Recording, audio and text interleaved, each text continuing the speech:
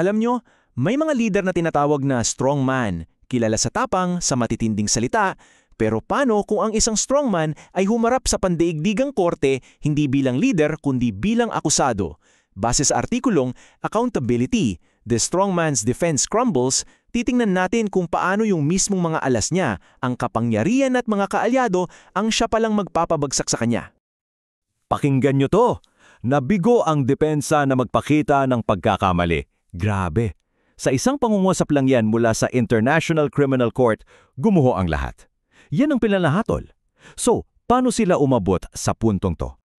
Okay, so first things first. Pinal na ang hatol dahil sa nagkakaisang desisyon ng 5 hukom ng ICC mananatili sa detention sa The Hague si dating Pangulong Rodrigo Duterte.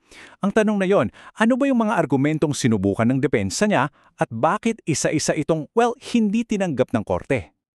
At dito na nagiging parang pelikula ang lahat, yung Punisher na biglang nagmamakaawa. Isipin nyo, paano nangyari na yung isang leader na halos walang kinatakutan, yung imahe niya ay sobrang bagsik, ay biglang haharap sa korte bilang isang mahina at may sakit? Matatandaan nyo to, wala akong pakialam sa human rights. Hindi lang yan basta salita, di ba? Ito yung naging parang battle cry ng buong drug war niya, kung saan libo-libo ang namatay ng walang tamang proseso. Ang mga salitang yan ang bumuo sa imahe niya bilang The Punisher. Tapos heto na, sa korte, biglang nag-iba ang ihip ng hangin. Yung dating Punisher, biglang naging pasyente. Ang kinatatakutang leader, ngayon ay ipinipinta bilang isang 80 anyos na mahina at masasakitin na humihingi na lang ng awa. Ang tanong, kinagat ba to ng korte? Simple lang ang sagot, hindi ito umubra sa ICC. Kasi para sa mga hukom, yung edad at sakit hindi yan excuse para takasan ng pananagutan. Nakita nila na kahit sinasabing pasyente na siya, nandyan pa rin yung napakalawak niyang political network, yung mga loyalista niya, mga bagay na nagsasabing malaki pa rin ang chance na tumakas siya o guluhin ang proseso ng hustisya. At dito napapasok yung pinaka-wild na plot twist sa buong kasong ito. Yung depensa niya na pinag-isipan mabuti, ang sumira pala hindi yung mga kalaban niya, kundi yung sarili niyang mga kaalyado. Pakinggan niyo to. Baka tulungan ko siyang tumakas. Sinabi yan ng sarili niyang anak na vice-presidente pa ng bansa. Para sa iba, siguro biro lang yan.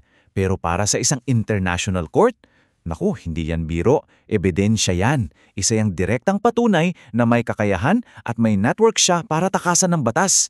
Yung birong yun yung naging isa sa pinakamatibay na pako sa kabaong ng apela niya. So gets nyo ba yung nangyari? Bawat salita ng suporta mula sa mga kaalyado niya, embes na makatulong, lalo lang nagdiin sa kanya.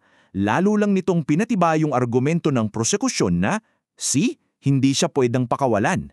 Yung dapat sanang pinakamalaking niyang alas, yung network niya, siya pa palang naging kadena. At kung may duda pa kayo, tingnan nyo itong timeline, sobrang linaw.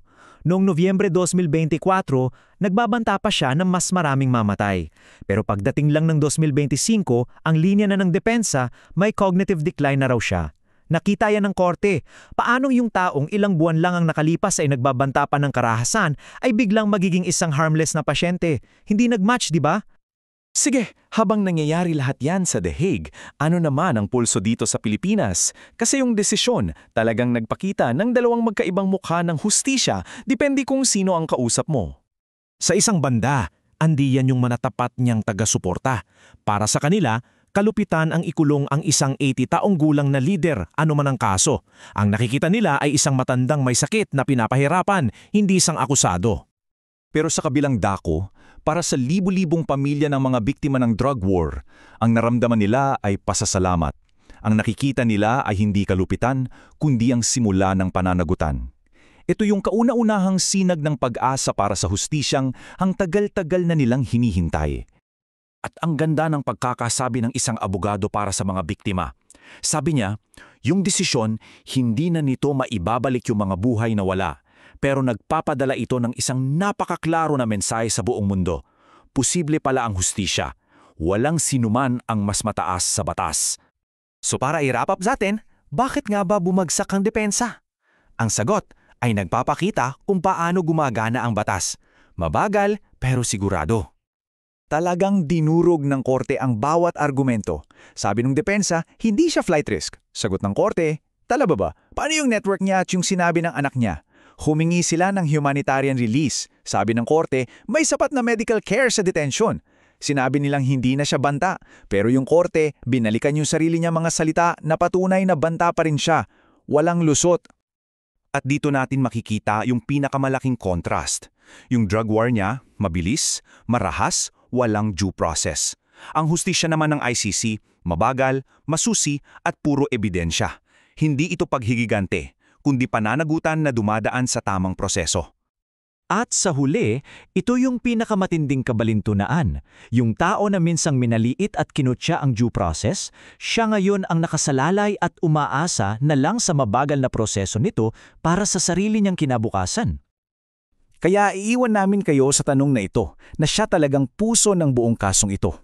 Ano ang nangyayari kapag ang isang sistema na binuo sa batas at tamang proseso ay hinarap ang isang lagasya na binuo sa kawalan nito? Ang sagot dyan ang magpapasya hindi lang sa kapalaran ng isang tao, kundi ng buong konsepto ng hustisya sa mundo.